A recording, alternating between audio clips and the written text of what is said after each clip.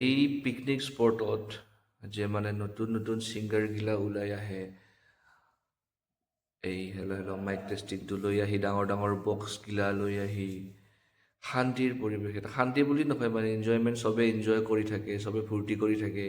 সেই পৰিৱেশত মানে ইউটিউবত কাৰাওকে মিউজিক লগাই গানৰ সেই যে ফাটা গলা, ফাটা ভইচ, ফাটা মানে তাল সুৰৰ কোনো মাও ভাৱ নোহোৱাকৈ যিবোৰ গণ্যমান্য ব্যক্তিয়ে গান গায় আৰু গোটেই পিকনিকৰ ঠাইখিনিৰ মানুহখিনিক আমনি কৰে, তো সেই গণ্যমান্য ব্যক্তিসকলক কৈছোঁ, দাদা আপোনালোকে ঘৰতেই ৰিহাৰ্চেল কৰক, ৰিহাৰ্চেল কৰি পেলাই পিকনিক স্পটত আহি চাউণ্ডটো অকণমান কমাই দি পেলাই আপোনালোকে মানে গানটো গাওক। আৰু কাৰণ আপোনালোকৰ ফটুৱা গানবোৰৰ কাৰণে গোটেই পিকনিক খোৱা মানুহখিনিৰ, যিসকলে ভাল গান শুনি থাকে বা যিসকলে অকণমান ফূৰ্তি কৰিব আহে, নাচে, সেইসকলৰ অশান্তি লাগে।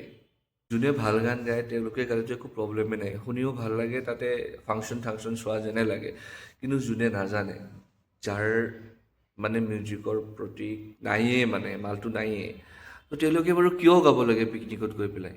বেকাৰ মোবাইলটো লৈ পেলাই চাই দিখৌ নৈ এৰিব নাজানো, বেকাৰ কোৱাৰ কি যুক্তি আছে ভাই? তহঁতৰ গান শুনিব নিবিচাৰে কোনোৱে, নাগাবা। হৈছে ভাই, গণ্যমান্য ব্যক্তিসকল যোনে ভাল গান গায় তেওঁলোকেহে গাব দিয়ক, তেওঁলোককহে গাব দিয়ক। বেকাৰ আপোনালোকে কষ্ট কৰি লাভ নাই। গণ্যমান্য ব্যক্তিসকল, আপোনালোকে যাতে সেইটো কাম নকৰে তাৰ বাবে আমি আপোনাক ৰিকুৱেষ্ট কৰিছোঁ। ধন্যবাদ। बात तो सही है